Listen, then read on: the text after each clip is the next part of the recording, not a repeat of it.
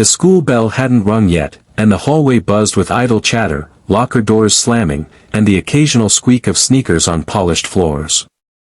Students milled about in small groups, swapping weekend stories and comparing schedules. The double doors creaked open, and in stepped Aria. She moved with quiet purpose, her head slightly bowed, a black hoodie pulled up over her head despite the warm air.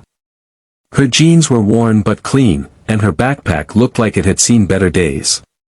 Still, she didn't seem the least bit nervous, just focused, like someone used to being watched.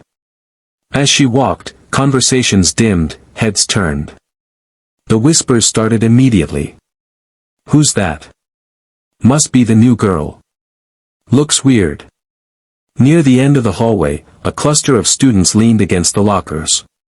These were the self-appointed royalty of the school, popular, loud, and merciless when bored.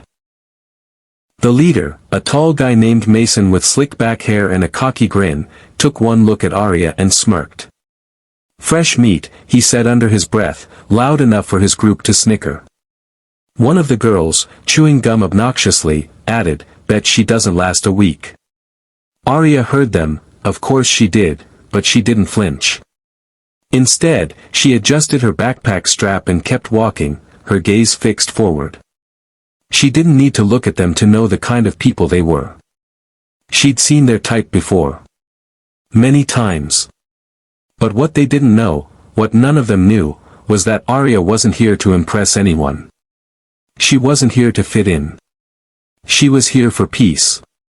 But if they wanted trouble, well, they were about to find out they picked the wrong girl. Would you like to continue with scene 2 in the same style? The sun beamed down on the courtyard, casting long shadows from the picnic tables scattered across the concrete. The air was filled with chatter, laughter, and the occasional rustle of snack wrappers. Aria sat alone at a corner table under a tree, eating her lunch in silence.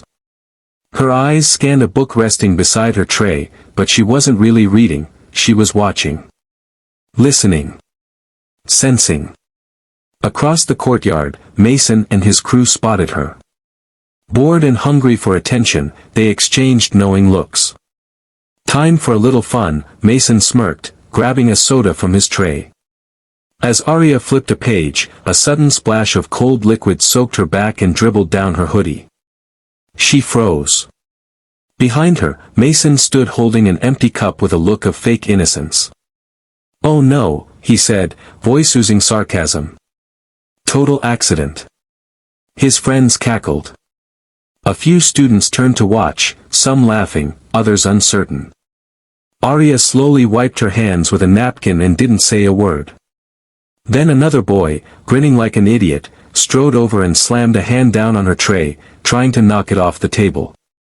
"Oops," he said, laughing. The tray didn't fall. Aria's hand had stopped at mid-motion, steady and firm. She looked up at them for the first time. For a beat, everything was still. Mason blinked at Aria, expecting her to sit back down or walk away. But instead, she took a small step forward. "Back off," he said, trying to sound tough, but the edge in his voice wavered. One of his friends, clearly thinking this was still a joke, lunged at Aria to grab her arm. Big mistake. In one smooth motion, Aria twisted her body, gripped his wrist, and used his momentum against him. With a precise pivot and sweep, she flipped him over her shoulder. He landed on the grass with a loud thud, stunned and wide-eyed. The courtyard went silent for half a second, then gasps filled the air. "What the, did you see that?" Before anyone could process what just happened, another guy from the group rushed forward with a half-full soda cup, aiming to dump it over her head. But Aria had already moved. She ducked under his arm, pivoted behind him, and snatched the cup from his hand so quickly he didn't even feel it go. In one motion, she set it gently on the nearby table and stepped back with her hands raised slightly. No fists. No anger. Just pure, flawless control. Phones were out now. Dozens of students started recording, whispering in awe. Someone muttered, "Is she, like, a ninja or something?" Mason stood frozen. Two of his friends were already backing away, their faces pale. Arya looked around calmly. "I don't want trouble," she said. "But I won't let you humiliate me, or anyone else."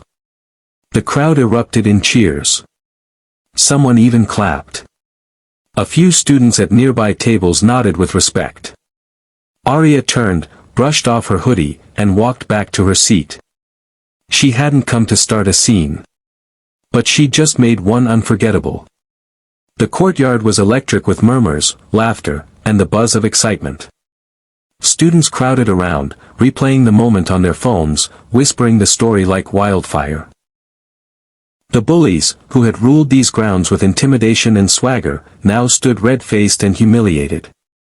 Mason's hands were still slightly raised, as if he wasn't sure whether to fight or flee. His cheeks flushed crimson. He glanced at his fallen friends, one still sitting on the grass in stunned silence, the other standing awkwardly, drenched in his own soda. "Oh, okay," Mason finally stammered, voice cracking. "We're sorry, all right? Chill out." Arya didn't flinch. She met his eyes, steady and unshaken. "Let's keep it that way," she said calmly, her voice cutting through the noise like a blade. Before Mason could reply, a new voice interrupted. "What's going on here?" The principal had arrived, stern-faced, arms crossed, clearly having witnessed the end of the scene. He surveyed the crowd, then looked at Arya. "Miss Arya," she replied, standing straight, not defensive but not apologetic either. Before the principal could ask more, several students stepped forward at once. "She didn't start anything. They dumped soda on her. She was just defending herself, she didn't even hit anyone."